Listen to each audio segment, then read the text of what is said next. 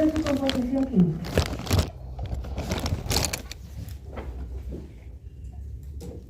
Composición química del esmalte. Fíjense en el cuadrito que tenemos al frente. Voy a hacer una foto para que no se nos olvide cuál es la composición del esmalte. ¿Sí?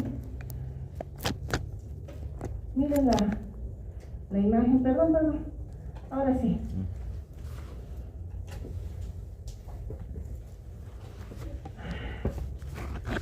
Esta, ¿verdad? La imagen que tenemos al frente, que está haciendo, está representando justamente, ahora sí, está representando este esquema al diente y fíjense, de color blanquecino, estamos viendo proyectado evidentemente hacia la cavidad bucal cubierta por la encía, la corona, ¿de acuerdo? Y la capa superficial en relación a la corona tenemos al esmalte, cuya composición química es la que tienen al frente. Miren, siguiendo la torta que tendríamos 96% de material inorgánico. 96%. Prácticamente es todo mineral el esmalte. Un 1% de materia orgánica, 1% y un 3% de agua. No representa ni el 5% el elemento orgánico y el agua. Y el 96%, como lo estamos viendo, viene a ser entonces material inorgánico. Ahora, ese material inorgánico, esa matriz inorgánica que le estoy señalando acá, ¿listo? Está organizada a partir de estos cristales, los cristales de hidroxiapatita de calcio. Hidroxiapatita de calcio. Esta es la fórmula, seguramente ustedes ya van a llevar en bioquímica, ¿verdad? Entonces, esos cristales de hidroxiapatita de calcio son estos que estamos viendo aquí. Aquí están los cristales, tienen una forma hexagonal. La manera en la que se unen, ¿sí?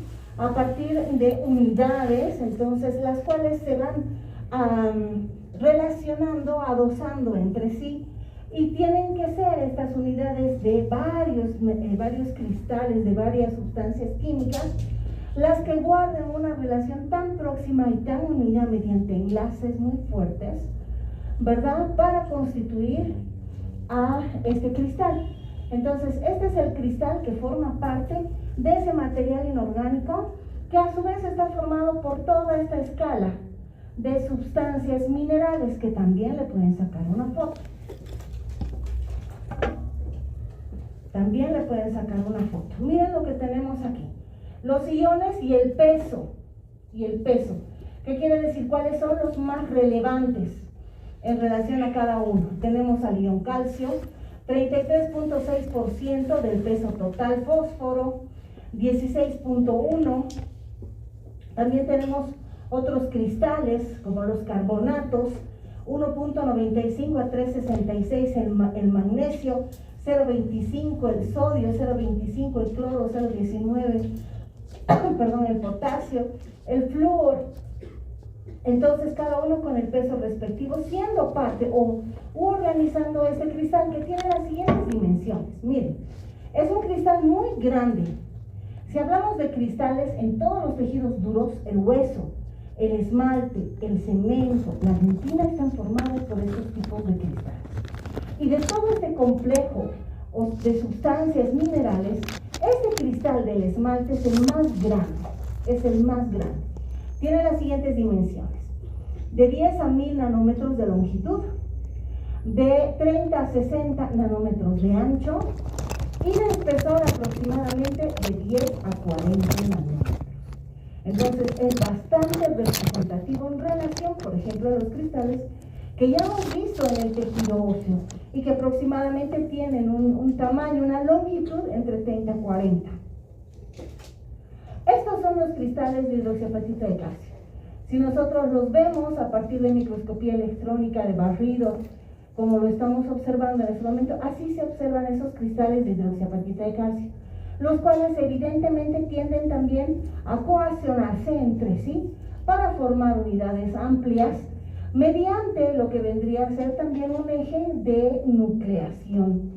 Ese eje de nucleación en relación a la biomineralización, en la mayoría de los tejidos duros es la colágena. Pero en el esmalte, ¿qué dijimos de particular? No tiene colágena, ¿de acuerdo? Pero tiene proteínas. Entonces, en relación a eso, principalmente, esas proteínas son las que van a servir de núcleo, ¿verdad? De eje nucleador para estos cristales y la formación, entonces, de la sustancia propia del esmalte. Aquí estamos viendo los cristales nuevamente, no se olviden cómo están formados. Hemos visto que tiene calcio, hemos visto que tiene fósforo, que tiene sodio, potasio, tiene flúor, magnesio, etcétera, ¿verdad? Pero también podemos encontrar algunos otros elementos añadidos, por ejemplo el zinc, el molibdeno, el yodo, el hierro, flúor, manganeso, el cobre, dependiendo entonces, evidentemente, la situación de exceso, defecto o perturbaciones fisiológicas relacionadas con ese esmalte en particular. También podemos hablar de otras sustancias como cloruros, bromuros, bario, estroncios, que también se pueden encontrar en mínimas cantidades, evidentemente, siendo parte constitutiva de estos cristales. Estos productos, que habitualmente no son típicos de la organización química del esmalte, ¿de acuerdo?, se añaden muchas veces durante periodos funcionales del diente, dependiendo del medio ambiente, de la nutrición, de la persona, etc. Características de los cristales. Este es el cristal, miren ustedes, aquí está. Es un cristal hexagonal que se unen con otros, etc. ¿De acuerdo? Se considera la unidad más pequeña del cristal de hidroxiapatita de calcio y tiene 18 iones. La acumulación y la relación de estas unidades, o sea, de los cristales como unidades pequeñas, básicas del esmalte, ¿de acuerdo?, siguen una misma trayectoria, un eje. Y la relación de estos, evidentemente, va a formar el elemento constitutivo del esmalte. Entonces, si nos fijamos en el cristal, miren cómo ese cristal, aquí tenemos la unidad de estructura y de función del esmalte, que vendría a ser el prisma.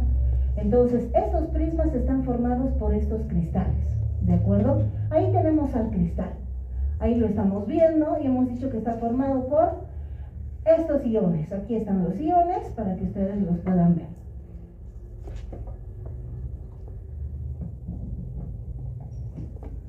Matriz inorgánica hasta ahí, ¿de acuerdo? Los cristales de hidroxiapatita de calcio. Vámonos ahora a hablar de la matriz orgánica. La matriz orgánica, que hemos dicho que ¿cuánto es? 1%, muy pobre, muy mínima. Esa matriz orgánica, pero existente, ¿de acuerdo? Existente. Ahora, ¿dónde vamos a encontrar? ¿Cómo se dispone esa matriz orgánica? Lo primero, la matriz orgánica siempre será la base de futuros procesos de biomineralización. Entonces, todos los elementos que van a ser tejidos duros, en un principio, en procesos de formación, siempre son materia orgánica. Esa materia orgánica sirve de caldo, si vale la comparación, para que se precipiten las sales minerales y se formen los cristales, se formen los prismas o se formen las diferentes sustancias que van a, en ese caso, mineralizar la pieza dentaria. El proceso de formación inicial de este esmalte se llama amelogénesis. Y en ese proceso inicial siempre hay periodos, ¿de acuerdo? El primer periodo siempre es orgánico, chicos, eso quiero que quede bien claro, siempre es orgánico, ¿de acuerdo? Posteriormente vienen periodos de maduración y de mineralización, pero el primer periodo siempre es orgánico. Por lo tanto, vamos a tener en el esmalte que en el proceso de amelogénesis,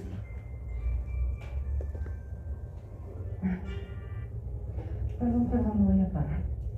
Que en el proceso de amelogénesis, la materia, en este caso, el material que forma parte de esa sustancia base de tipo orgánica, es proteica.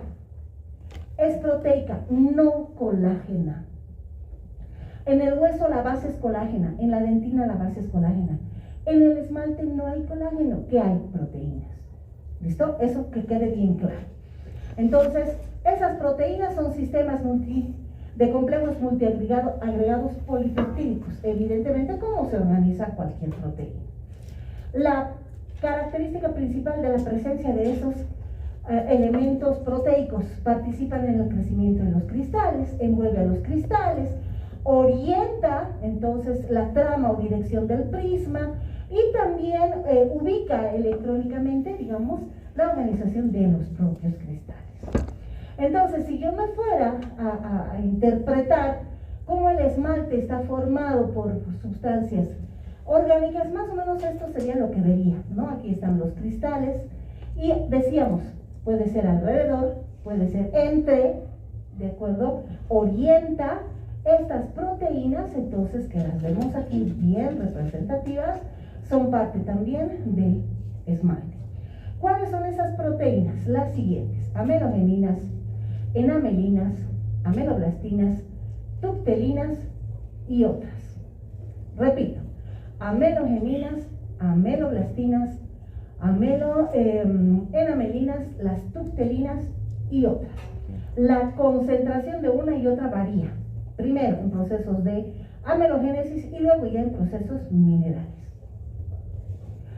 Para sacarle fotito a toda esta parte, ¿ya? Para que ustedes siempre tengan documentada esta porción y no me digan, no había en literatura. Es un resumen de varios libros y evidentemente todo esto entra al examen, ¿ya? Empecemos hablando de las amelogeninas. Las amelogeninas vienen a ser las proteínas que tanto en estado de maduración como en estado mineral, ya mineralizado el esmalte, son las más representativas. Son moléculas hidrofobas, son fosforiladas, glucosiladas, formadas por prolina, ácido glutámico, insertina, tenemos leucinas, y decíamos, son las más representativas en procesos de amelogénesis. El 90% de las proteínas en la amelogénesis son de esta variedad, de las amelogeninas, ¿de acuerdo? También se las conoce como las proteínas del esmalte inmaduro. ¿Por qué? Porque son las más abundantes, 90%, en procesos de amelogénesis, ¿de acuerdo? Ahora, cuando el esmalte va madurando y va mineralizándose, evidentemente la porción orgánica cae abruptamente. ¿Por qué? Porque se forman los cristales, ¿de acuerdo? Entonces, ese fragmento mineral que representa las amelogeninas, en el caso de un esmalte ya mineralizado, maduro, adulto, ¿verdad?, es aproximadamente del 2%. ¿Listo? La localización entre los cristales minerales, pero no los liga, no los une, solamente se localiza entre ellas. Enamelinas. A las enamelinas se las conoce como las proteínas de cubierta. Igualmente son glucosiladas, hidrofílicas, formadas por serina, ácido espártico, glicina, y están localizadas periféricamente a los cristales. Su presencia en etapas, en este caso de formación, aproximadamente de 2 al 3%, ¿no?, de la matriz orgánica, 2 a 3% del total de esas proteínas. Imagínense, bastante pobre, ¿sí? Ameloblastinas. También se las conoce como las amelinas, ameloblastinas o amelinas. Proteínas de la vaina o Sherklin también se las conoce, ¿no? Bueno, todas estas proteínas son sintetizadas en etapas de amelogénesis, todas. Las vamos a encontrar sobre todo a nivel de los procesos de Tomes entre los cristales y la formación de los prismas. Representan el 5% de todo ese complejo del material orgánico. Tuctelinas, proteína de los flecos, también se la conoce. Localizada principalmente en la conexión amelodentinaria, enseguida vamos a hablar de esa conexión, formada principalmente en las etapas iniciales, donde se va a formar el esmalte. Del 1 al 2% del total de ese complejo orgánico. ¿Listo? Otros elementos añadidos, las esmalteínas, similares a la queratina y localizadas a nivel de la conexión amelodentinaria, la CAP. Así le vamos a llamar a esa conexión, amelodentinaria. Parvalbúminas también son parte entonces de esa matriz orgánica. Son mínimas la cantidad de estas sustancias, ¿verdad? Y principalmente a la parvalbúmina se le da una representación funcional en relación con el transporte de calcio intra y extracelular. Otras sustancias, serín, proteínas séricas, también tenemos lípidos, enzimas, metaloproteínas y algunos glucosaminoglicanos, tales como el condroitín 4 y 6 sulfato, que miren, estamos viendo que son las más abundantes de todo el complejo, entonces, de estas glucosaminoglicanos. Algunas glucoproteínas ácidas y aniónicas, ¿sí? Donde vamos a encontrar muy pobres, muy poquitas, pero en la superficie. Proteoglicanos también muy poquito dentro de este complejo de sustancias minerales. Estructura histológica. Ya sabemos acerca de la composición química y hemos hablado de las cualidades físicas del esmalte, ¿verdad? Baja el celular. Apágalo, por favor. Apágalo. Yo voy a hacer los tutoriales, no tienes por qué filmarme. Baja el celular, Wilmer. Si yo veo este prisma desde el punto de vista histológico, que es lo que puedo alcanzar a ver con la microscopía óptica, tengo que recordar que esta estructura está basada en la organización de los prismas, y los prismas son las unidades básicas. Aquí estoy viendo a un montón de prismas, miren, que son parte. Estos pequeños fragmentos, estas líneas que les he descrito, son prismas. Y a su vez el prisma, miren ustedes, a su vez el prisma, ¿de acuerdo? Está formado, estamos viendo como comitas, ¿las ven? Son los cristales de hidroxiapatita. La trayectoria de los prismas, ¿de acuerdo? Es sinuosa, es ondulada, y sus cambios, sus modificaciones, su trayectoria, sus acodaduras, etcétera, van a formar las estructuras secundarias. ¿Listo? Aquí tenemos al prisma del esmalte. Bien. Un cortecito, un cubito de esmalte, si quieren decirlo, ahí lo tienen al prisma. Es como si sacáramos de aquí. El esmalte está formado por estos prismas. El prisma tiene dos regiones, básicamente. Una porción que se conoce como la cabeza o el cuerpo, y otra porción que viene a ser la cola. ¿De acuerdo? Miren, aquí está la cabecita y aquí está la cola. Algunos otros autores hablan de un cuello, la zona de relación o estrangulamiento que fusiona la cabeza y la cola. La longitud del prisma en el espesor mayor del esmalte es de 9 micrómetros aproximadamente. Es un elemento bastante grandecito, como para ser observado con microscopía óptica. 6 micrómetros de ancho y de espesor aproximadamente 1.5. Puede variar la característica del prisma, puede variar, ¿sí? Dependiendo también la zona, pero generalmente estas vienen a ser las cualidades de tamaño de nuestro prisma del esmalte. Entonces, miren, otra preparación de esmalte, y aquí estamos viendo a los prismas, miren, se los ve como pequeñas líneas onduladas. Se nota más una coladura, por ejemplo, de todos estos prismas, ¿de acuerdo? El número de prismas en relación a la superficie del esmalte aproximadamente se calcula entre 5 a 12 millones. La longitud ya lo hemos visto, pero son mucho más largos en las cúspides y en bordes incisales, y son relativamente más cortitos en la zona de mayor espesor del esmalte o de menor espesor del esmalte, o sea, a nivel de la porción cervical, a este nivel. Entonces, miren, aquí tenemos otra preparación, pero macro, y aquí estamos viendo al esmalte, ¿de acuerdo? Donde son más largos y más altas, incisales, los bordes oclusales, etc. Donde evidentemente necesitan ser mucho más gruesos, mucho más altos, por la resistencia masticatoria que también se dan en estos niveles. Y son más chiquititos que nosotros, más pequeños, más cortos, a nivel de la porción cervical, porque evidentemente hay menor cantidad de material a ese nivel. ¿Sí? Entonces, estamos viendo que el prisma, aquí lo estamos encontrando, tienen esta forma. Y tienen esta forma muy particular, primero por la forma en la que se dispone, la dirección que toman estos cristales hidroxiapáticos acá. Pero miren ustedes, donde hay una cabeza, se disponen dos colas.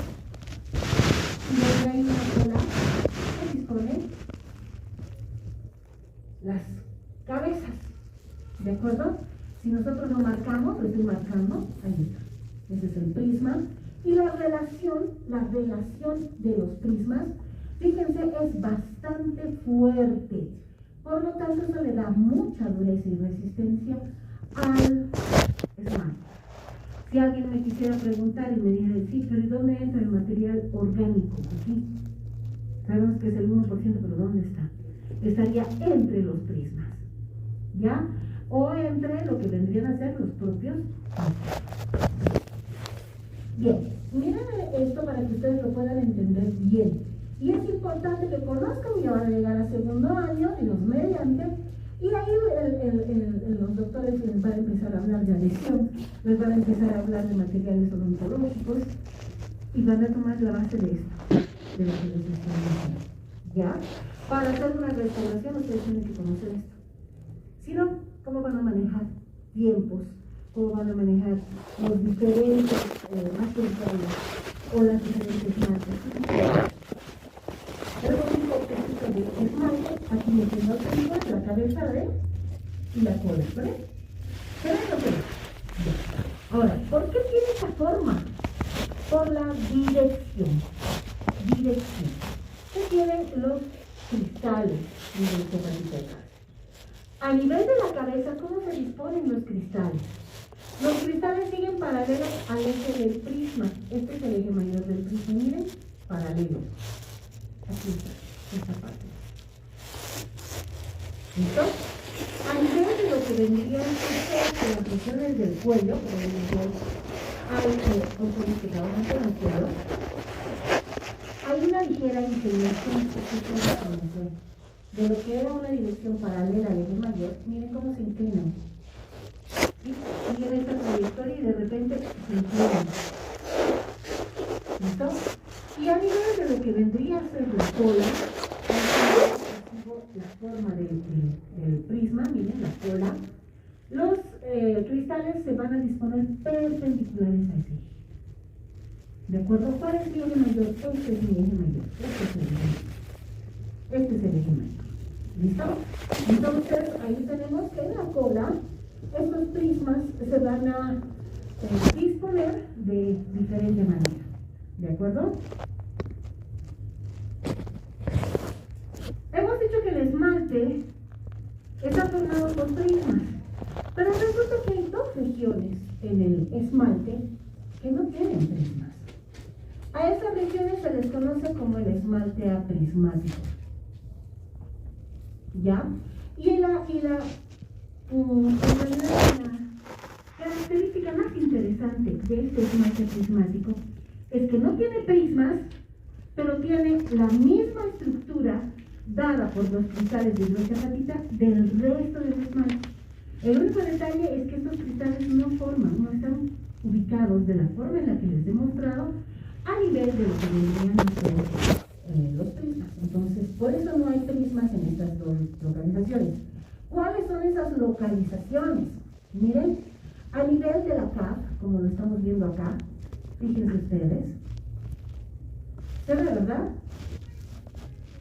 Se ve mucho más pálido. Listo, vamos a trabajar con la lupita. Aquí está. ¿La ven? ¿Se ve o no se ve, chicos? Ya, perfecto. Esa es la primera zona. Relacionada a la CAP, ¿qué es la CAP? La conexión amelo-dentinaria. Otras personas le dicen límite. Límite, pero decimos, bueno, pues A mí me gusta hablar de la CAT porque doy por sobreentendido, además de que se reduce la cantidad de doy por sobreentendido que se conoce. O se entiende que estamos hablando de esa región. La segunda zona donde encontramos esmalte aprismático es en la superficie externa. Es en la superficie externa del esmalte, ¿ya? Casi antes de que empiece el diente a funcionar, porque luego al funcionar el dientecito se pierde ese esmalte aprismático. Un dato muy interesante, se dice que el 100% de dientes primarios, tiene esmalte aprismático. Y estamos hablando de un 70% de dientes permanentes. Y me acuerdo hace unos años, era pues hace 7 años aproximadamente, daba la misma clase y los estudiantes, que eran bien quisquillosos, ¿de acuerdo? Me dijeron, doctora, ¿y eso es cierto? ¿Eso es cierto? Y les digo, bueno, pues todos veremos si es cierto, ¿no? Traigan un dientecito de leche, un dientecito primario. Porque aquí dice dientes primarios. Y haremos cortes. Hemos hecho unos 80 cortes aproximadamente. Y hemos contado. De 80, ¿cuántos tienen esmalte aprismático? De los 80 tenían esmalte aprismático. Se vio la situación, entonces los recuerdos eran reales. ¿Por qué no se forma? ¿Por qué no se forma el esmalte aprismático? ¿Por qué? En este caso, ¿por qué se forma el esmalte aprismático? ¿Verdad? Porque quien organiza al cristal de hidroxiapatita de calcio, ¿verdad? Es lo que se conoce como una célula llamada ameloblasto. Y el ameloblasto tiene un proceso. Lo vamos a ver en la odontogénesis y ahí les voy a recordar. El proceso se conoce como el proceso de génesis. Entonces, existen dos momentos en la etapa funcional de esa célula en que no tiene proceso de tones, al principio y al final. Entonces, justamente al principio, como no tiene proceso de tones, y la primera capita se forma a nivel de la K, ¿verdad? No hay esmalte prismático. Luego se forma el esmalte prismático regular. Y ya finalizando la etapa de mineralización del esmalte, la célula empieza a morir y pierde su proceso de tonos. Entonces ahí también ya no organiza los cristales con los prismas.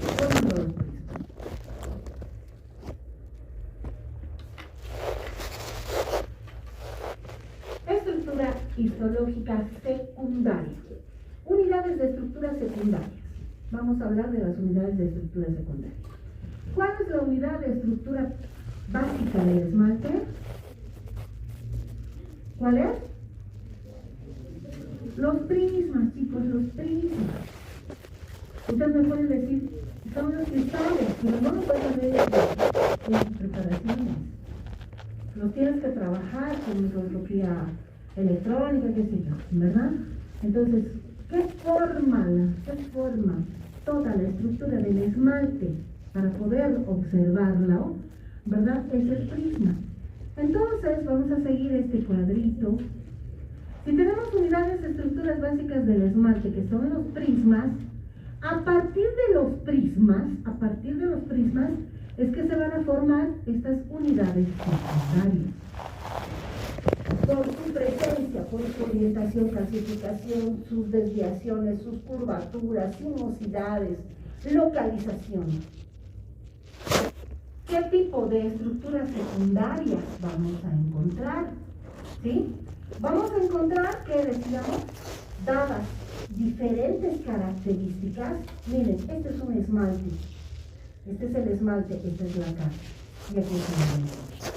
Todo lo que estoy viendo depende del prisma, y son diferentes estructuras que evidentemente ustedes las van a ir conociendo. Si yo tengo un diente,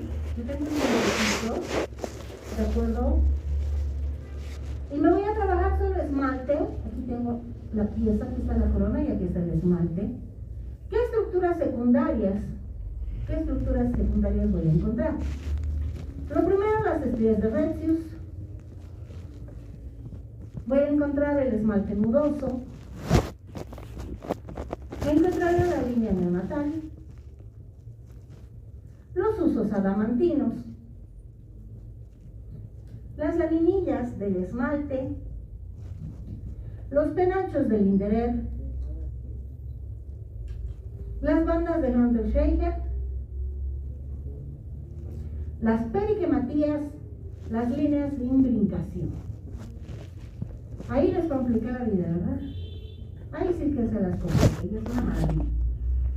Entonces el esmalte no es lo que solamente vemos, sino que debemos conocer cada una de estas estructuras para entender mecanismos posteriores de, por ejemplo, procesos de regeneración, ¿sí? Procesos de mineralización, procesos de caries, a partir de lo que estamos viendo en este momento. Vámonos a hablar de esas estructuras secundarias. En primera instancia, las estrías de Retius. Estrías de Retius. También se las conoce como las bandas de Retius, las líneas de Retius o las líneas incrementales del esmalte. Las líneas incrementales del esmalte. ¿Qué significa incrementales? De crecimiento. ¿De acuerdo? Todos los tejidos minerales, hueso, dentina, cemento, esmalte, ¿de acuerdo? Todos estos crecen por mecanismos aposicionales. ¿Se acuerdan del hueso? ¿Cómo crece el hueso? Por aposición. Y ahí es donde se forman las laminillas, una sobre otra, una sobre otra. El mismo proceso lo vamos a encontrar a nivel del esmalte, el mismo proceso. Eso significa que ese proceso de crecimiento del esmalte también es aposicional. ¿Listo? Ahora, este es el esmalte de color celestito, de color amarillo, está pintada la dentina. ¿Y qué es lo que vamos a encontrar en el espesor mismo, en todo el espesor de este esmalte? Unas bandas, también conocidas como las estrías o casquetes en algunos autores. ¿De acuerdo? Entonces, estas bandas son líneas superpuestas, fíjense, que demuestran, en este caso, intervalos de crecimiento o de depósito de este esmalte y luego de reposo. Y luego de trabajo y luego de reposo. Y luego de trabajo y luego de reposo. ¿De acuerdo? Las bandas claras evidentemente marcan etapas de trabajo o de aposición del esmalte, mientras que las bandas que las vemos oscuritas aquí, que se demarcan, ¿de acuerdo? Son procesos de reposo, porque todo lo que es oscuro en microscopía de tejidos duros es hipomineralizado, ¿de acuerdo? Entonces, eso es lo que vamos a encontrar a nivel del espesor mismo del esmalte. Y fíjense, es muy bonito observar el esmalte y estas bandas son muy particulares, sobre todo en dentición permanente. En la dentición primaria, dado el grado de mineralización, a veces va a haber una confusión entre las mismas bandas, no son tan notorias, pero en un esmalte que evidentemente es adulto y es maduro, sí las vemos. Miren, este es un corte transversal, este es un corte longitudinal. Si tuviéramos que hacer el diseño del corte a nivel de la corona en el esmalte específicamente, si yo veo este corte transversal, son todas ellas superpuestas. Además, momentos de crecimiento y formación del esmalte y de reposo, eso no se van a olvidar. Igualmente, a nivel de un cortecito sagital, si viéramos el esmalte a ese nivel, esto es lo que vamos a encontrar. A este nivel, alrededor. Ya miren cómo están estas estrías o estos casquetes o estas bandas, ¿de acuerdo? Superpuestas porque le marcan, repito, crecimiento continuo. A nivel de las zonas incisales, a nivel de las zonas cúspidas, las estrías de Retius son mucho más, ¿cómo se dice? Mucho más curvas, mucho más redondeadas, ¿de acuerdo? Porque son zonas altas, aquí lo que estamos viendo, y tienden a ser mucho más llanas, o sea, más rectitas, a nivel de la porción cervical, pero en todo el diente, miren cómo están las estrías. Aquí se las nota súper bonito, tal cual se ve en la literatura. Aquí las estamos encontrando, miren, aquí están nuestras estrías de recios. Y de todas estas estrías hay una estría que sobresale, una. Se la conoce como la línea neonatal del hueso oral. Línea neonatal. Esta línea neonatal es mucho más notoria, miren, más negruzca. Aquí está la línea neonatal. De todas las estrías es la más gruesa, la más negra. ¿Qué remarca? El momento del nacimiento, paso del medio intrauterino hacia el extrauterino. En ese momento el dientecito deja de formar esmalte como que queda el diente, ¿verdad? Y se demarca ese momento que es bastante largo en el esmalte. ¿Listo? Como la línea neonatal. Dentro de lo que vendrían a ser estas estrías, también vamos a hablar de las líneas de intrincación. ¿De acuerdo? Líneas de intrincación de Piquerini, también se las conoce. Eso se ve bastante, sobre todo en piezas jóvenes, que muy poco han ejercido funciones masticatorias. ¿De acuerdo? Estas líneas de intrincación de Piquerini, ¿de acuerdo?, son nada más que estas estrías de recios, pero localizadas en la superficie mismo del esmalte. Localizadas en esa superficie del esmalte, ¿de acuerdo? Donde evidentemente su terminación en esa superficie es mucho más curvida. Es mucho más curva, miren, mucho más curva.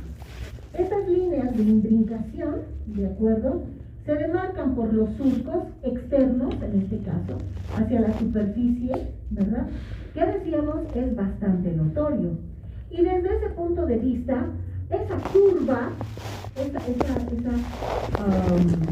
extremo curvido, ¿verdad?, del esmalte, miren, aquí las estamos viendo. Ay, no me digas eso, por favor. Ay, me caí de mí. Me muero. Ay, no. Bacana. Ya. Se conocen como las periquematías. Entonces, aquí tengo el surco y aquí tengo la periquematía. ¿Listo? Voy a tratar de apurarme, si no. Bien, aquí podemos ver esas líneas, miren, en una piecita joven, que inclusive tiene la flor de lis, es una pieza recién erosionada. Y miren cómo se pierden conforme también la pieza va trabajando, ¿de acuerdo? Se va desgastando. Entonces, igualmente aquí tenemos la muestra de nuestros dientecitos jóvenes en ese sentido. Penachos de Linderer. Penachos de Linderer. Todavía tengo tiempo y de todavía me esperan, por favor.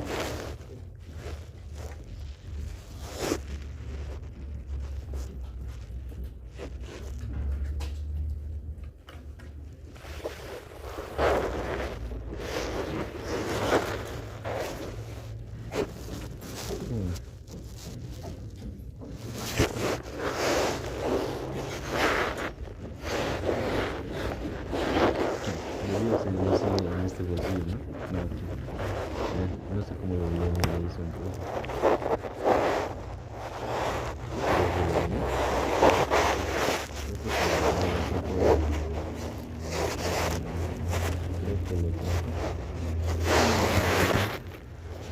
Me olvidé del hueso.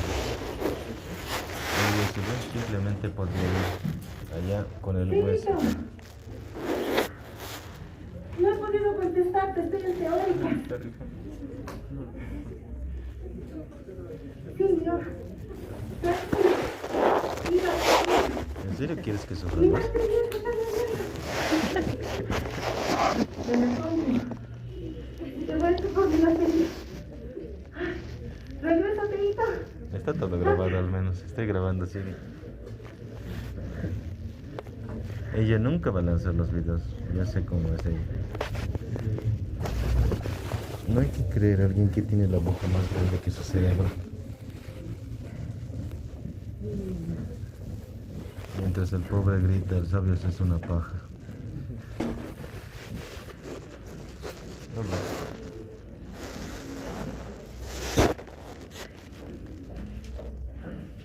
Ya está aquí.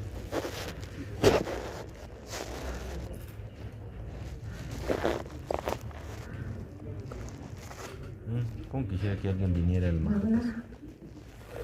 Ahí está. Ahora la hora es la cosa.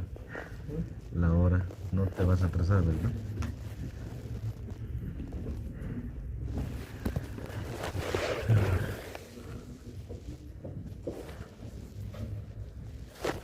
Antes que nadie se venga de mí. Estamos razones. Continuamos. Los penachos del Ínter. También se conocen como los penachos adamantinos. Divino, más lo que está en el vino, es repetirlo. ¿Dónde los vamos a encontrar? Los famosos penachos. Son estructuras muy bonitas de observar en el esmalte. Los vamos a encontrar a nivel de la cara. A nivel de la cara. ¿Listo? Aquí está la capa. Ay, Firework. aquí tenemos la capa, fíjense ustedes. Lo estoy marcando con la flechita, con el cursor. ¿Se ve, verdad? ¿Se ve? Ya. Aquí está la capa y aquí está el penacho. Aquí está el penacho. Tiene la forma de una flama, una hoguera o un arbusto que también le denominan. No, aquí está. Unos pelitos. Aquí hay varios. 1, 2, 3. ¿Listo? Y se forma por los cambios bruscos de dirección de los prismas a este nivel. Cuando vemos, repito, elementos más oscuritos en tejidos minerales, significa que tienen menor mineralización. Entonces, estos penachos son tejidos o estructuras menos mineralizadas del tejido. ¿Listo? Si nosotros pusiéramos aquí la lucita, aquí está la lucita, miren, aquí está el penacho, aquí está la cara, y aquí está el penacho. Cambios bruscos de dirección de los prismas a nivel de la cara. ¿No?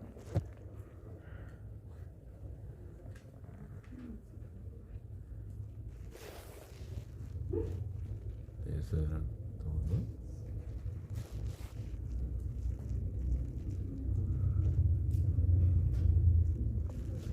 No he copiado todo el documento.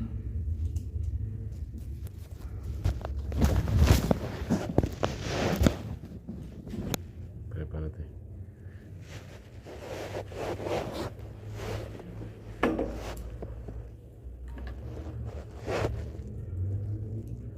Hoy día menos saboteado, ¿verdad?